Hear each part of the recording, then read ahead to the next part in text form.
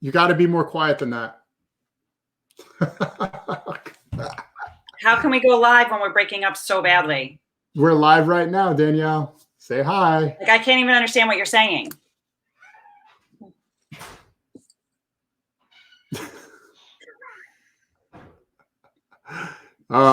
Technology. When it works, it's great. And when it doesn't, not so much. So let's start the show in a second. How you doing otherwise? Good. Good. Loving the sunny day and the blue skies. In case we get a snowstorm. All right. So I'm Danielle Lenard. And I'm Jon-David Lenard. Welcome to Lenard Team Connections. This is a big week. It's National Teachers Day on Tuesday. It was National Teachers Day on Tuesday. It's National Nurses Week. We love our nurses, especially now. We always love them, but especially now. And it's Mother's Day on Sunday. Throw Cinco de Mayo into the mix too. Because why not? Why not? We've had a lot to celebrate. We've invited our mom on the show today. We're excited to have her.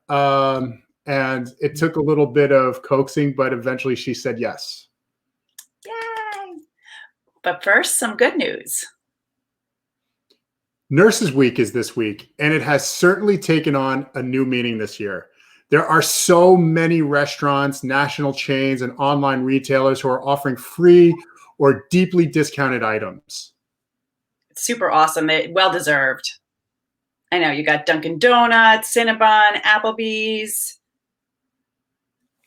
Refinery 29 is in the mix. Mm-hmm. And our own local Duck Donuts, too, is doing a lot for Nurses Week. So that's super cool. Right. And of course, we can't forget our friends at O Solo Mio. They are giving away some gift certificates to the restaurant to a few lucky frontline workers that have been nominated as basically as a hometown hero. There are already amazing and heartwarming stories of the unsung folks on the front lines, the individuals that are just going about doing their duty. And Gina Mazzola and her team, I want to, of course, want to thank them for bringing these stories of community and strength to light. You can still nominate. She just started this yesterday, so you can nominate someone right now on their Facebook page. That's super awesome. I love that. And we can't forget the teachers. We love the teachers too. I mean, what they have to do right now, work from home, manage their students on top of many of them still their own children. I mean, talking to the teachers, there's a lot going on there. So we definitely honor them. And here is Jimmy Fallon performing Teachers Day song.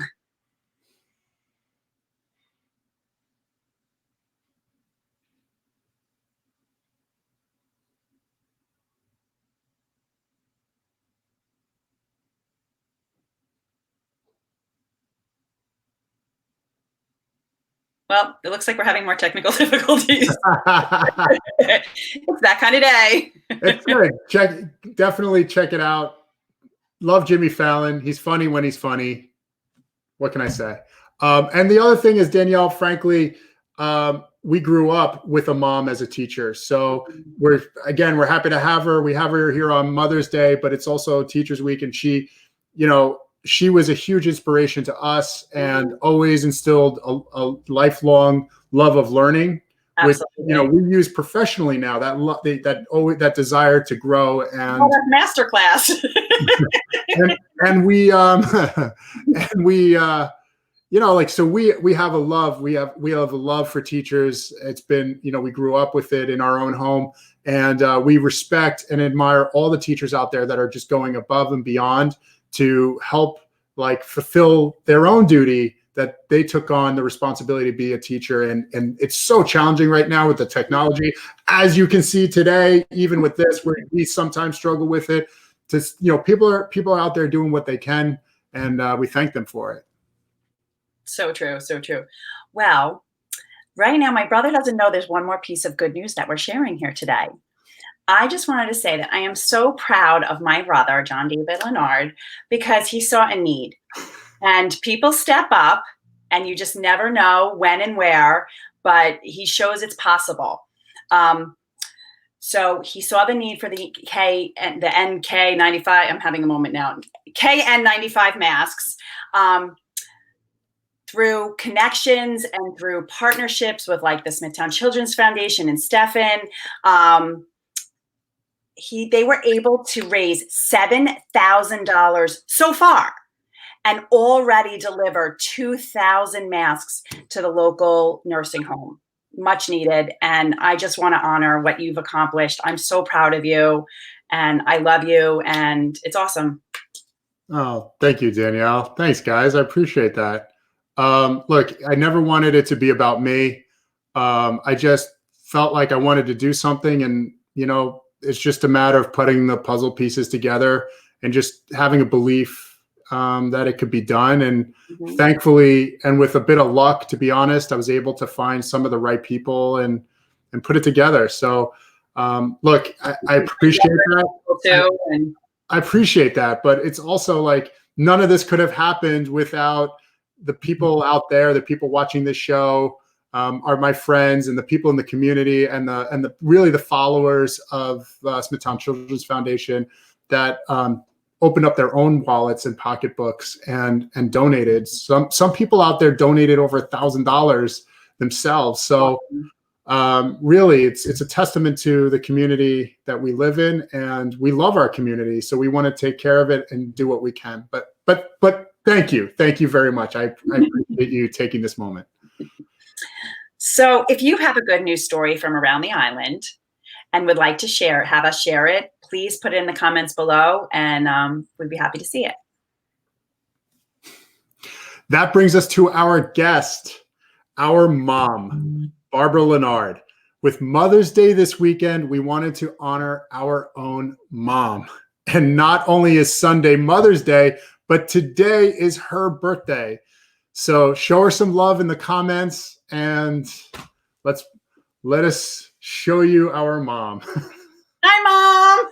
Hi, guys. Hey, Mom. Mom, we're so happy to have you on the show. I mean, it just means so much to us that you actually said yes. It did take some taking. Take it, yeah. Listen, Mom, you've been such an inspiration to us over the years. I mean, so many people look up to you, not just us. But really, that started. We watched you while we were growing up, and as we said before, you're a teacher. You were a teacher for 33 years in Queens, and you taught middle school, which most people are a little nervous of, and you're like, "That's my favorite age." So, when I was in middle school, Dad got his real estate license. And the next thing we know, not only were you a full-time teacher, you were a mom of 2 children. And all of a sudden now you were a full-time realtor because Dad was really successful out of the gate and he needed help. So can you share some more about those times and how did you juggle it all? Well, I was teaching. I live in Smithtown, New York, and I went all the ways to Ozone Park, Queens. So it was over 90 miles a day round trip. And that was enough just to start with, because when he went into real estate, I think Jon-David must have been about 8, and I think you were around 11 or 12.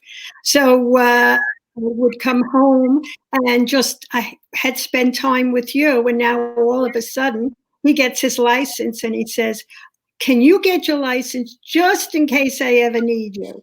And that was the end and the beginning of a second career, because what happened is, as Danielle said, he was successful from the get-go.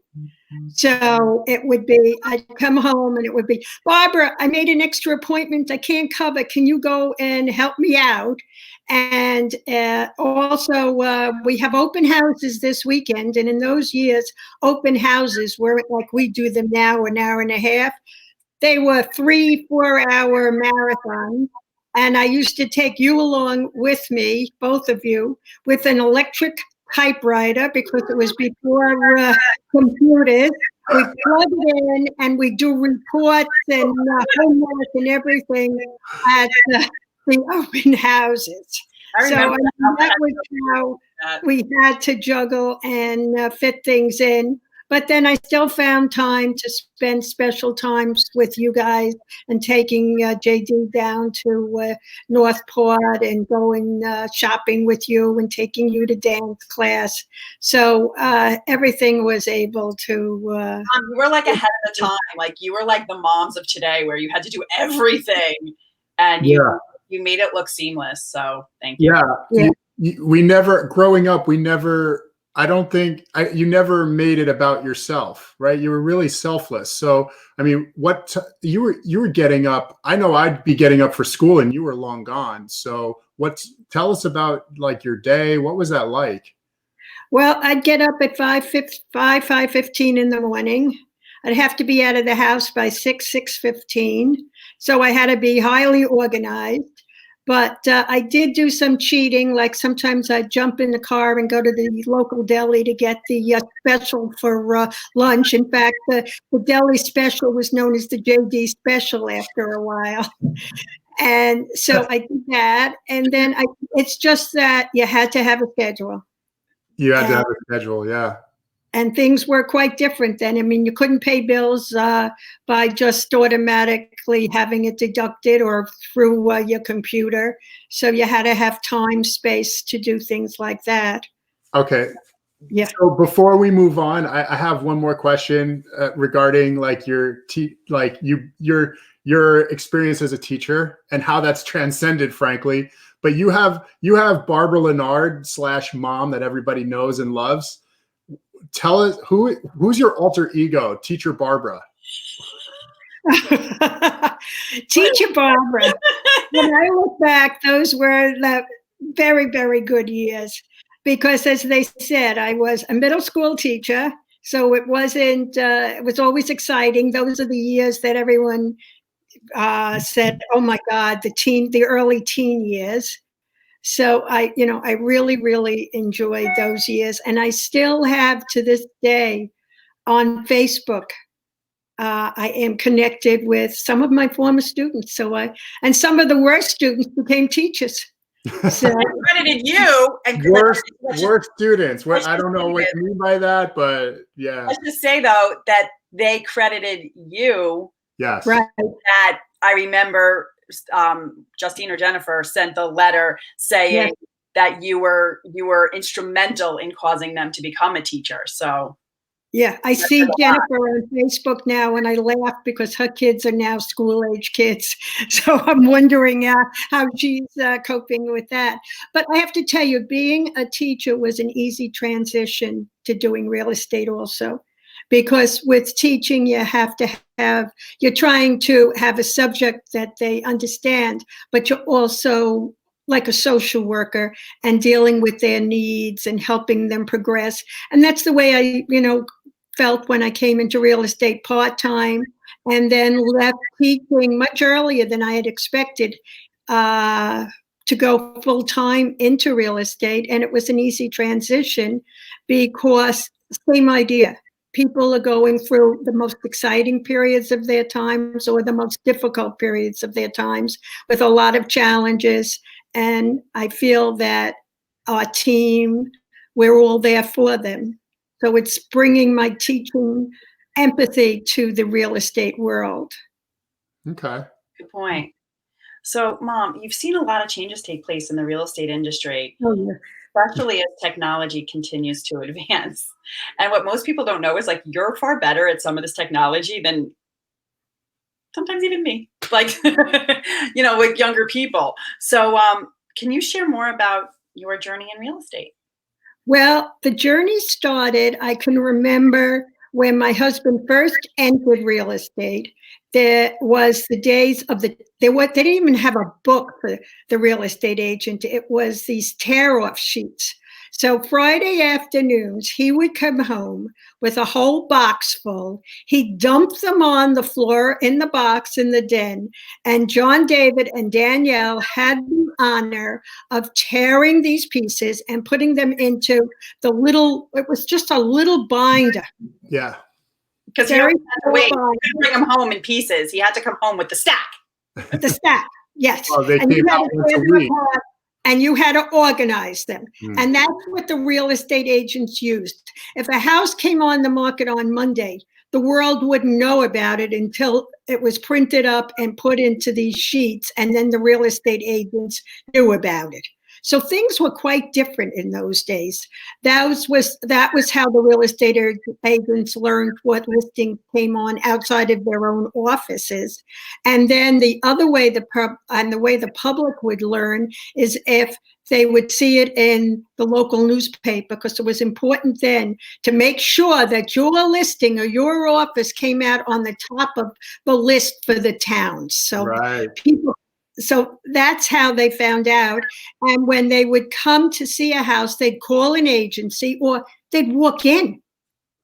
Walk-ins were very, very usual in those days. Someone would be taking a ride from Queens. First real estate agency they saw, they'd walk into, they'd get an agent, the next on the upboard. They'd go out. If they didn't see anything, you'd say to them, well, how about next Saturday, same time? And we were the gatekeepers. We were the only ones who were able to give them, except for what they saw in the newspaper, what was available. And then eventually there was the good old real estate book that was printed up. I think it was once a month, or maybe twice a month. So that was even behind the top of what was coming out. And your father he was important. He had the back page of the real estate book. For 15 years. We had 10 years. We had 10 years for a long time. And then it was like, wait, how long was it really? And then what happened is we finally said to him after all this time, hey, Richard, there's now something called Zillow and the internet. And we're going to Zillow. And it really broke his heart to call up and say to the real estate book, I can't do it anymore, but Zillow is now.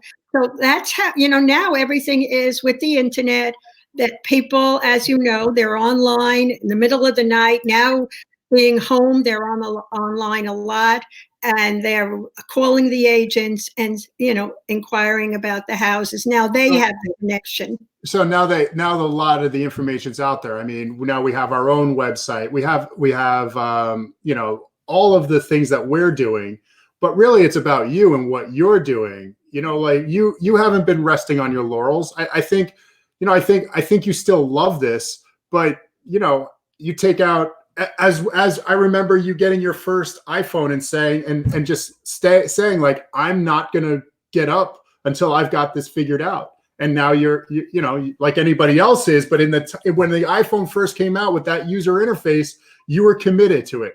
You work with an iPad. You take your iPad everywhere. If you need to do research, you open up your iPad. Like, you have been there every step of the way. And I got to say, like that has been an inspiration to Danielle and myself to always push the envelope. Yes, the times you're talking about go back to the 80s, the 1980s. 85, 86, yes. Now it's 2020, and we still not only do we, if we learn from you, Mom, to keep and hold on to what has worked, but also always have that kind of like belief in yourself to always continue to grow and move forward. And I think that comes back to your background, who you are as a teacher.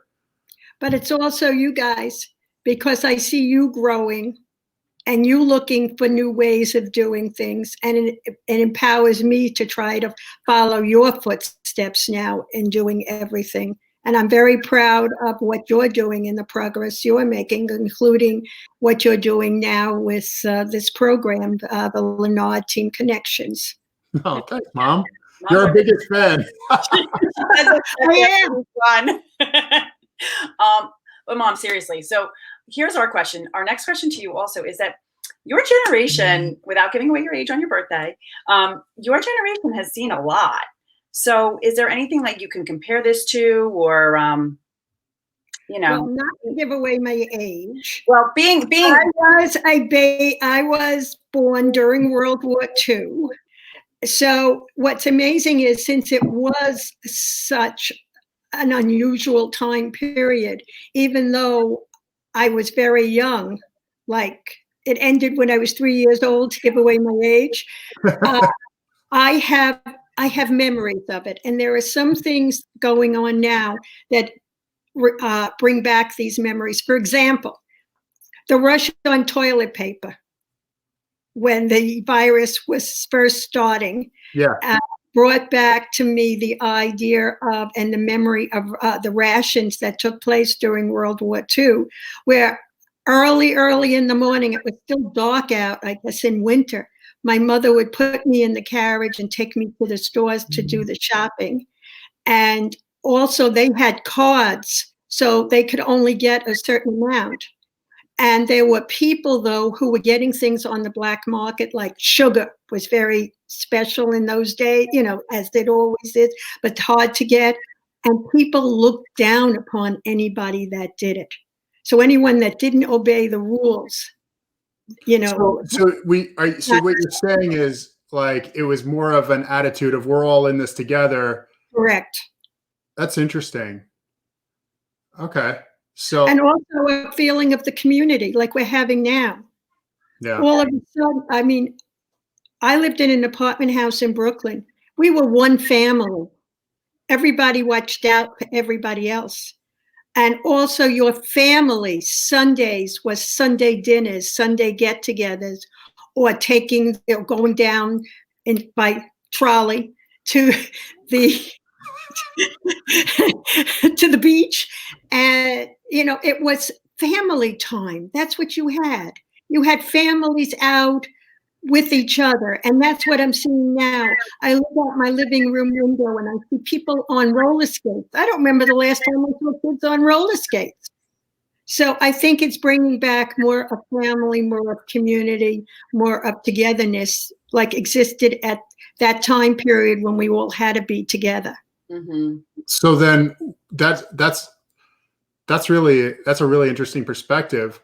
What can you share with people who in your opinion, who are feeling really anxious or down right now? We know that the current situation is kind of unprecedented, even though like you've been through a lot, but what have some of your past experiences taught you?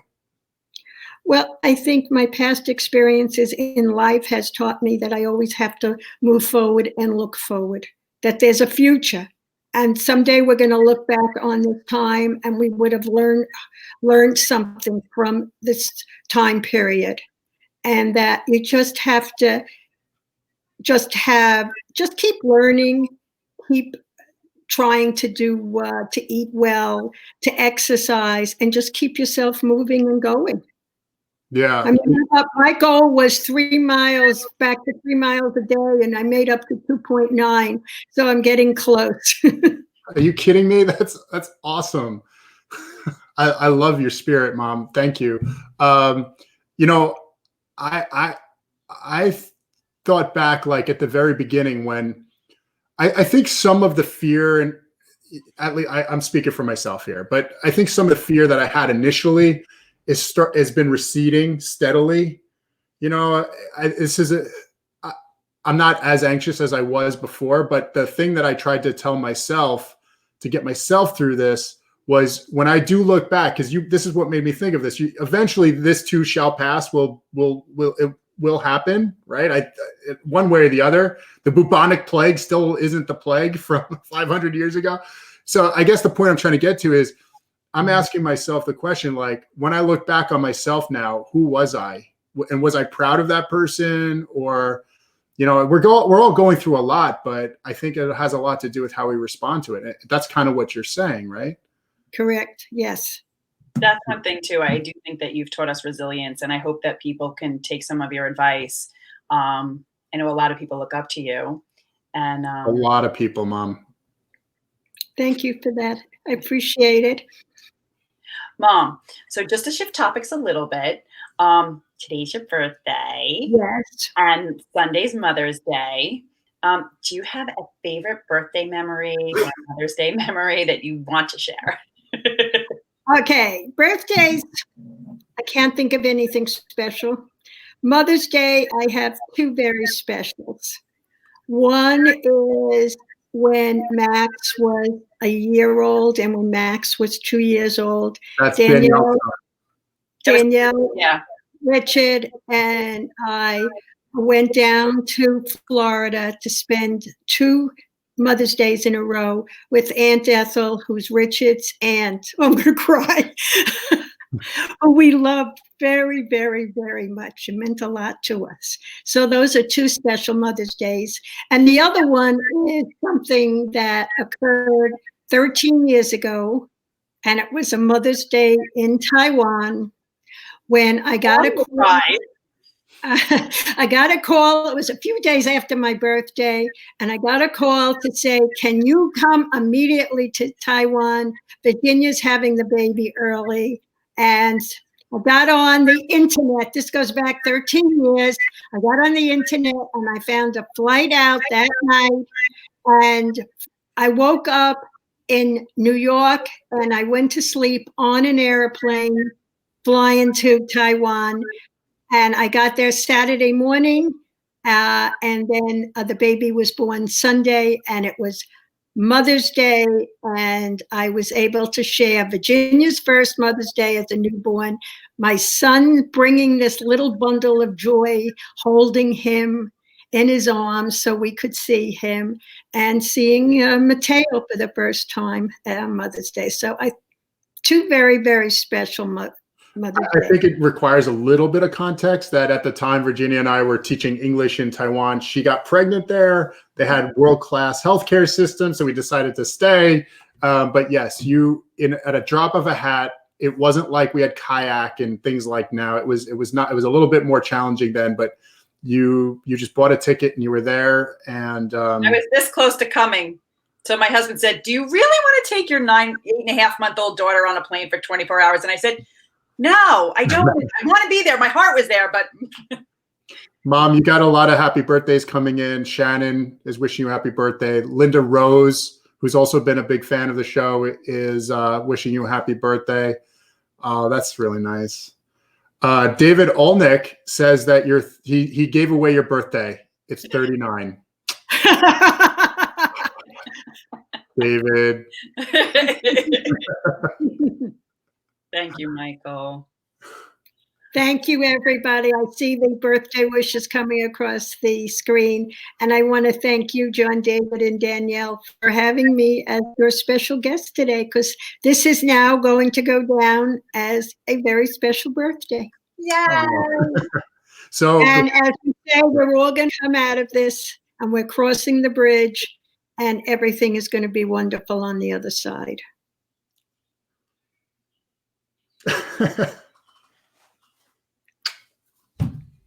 Thanks, Mom. Thank you, everyone, and thank you, my darling children. We're really lucky to have you. So it's kind of hard to beat after that. Everybody, thank you for joining us in Lenard Team Connections today. This has really been a special episode for us. We can't wait to celebrate with you, Mom, in person, and we can't wait to be able to hug you again. Sorry.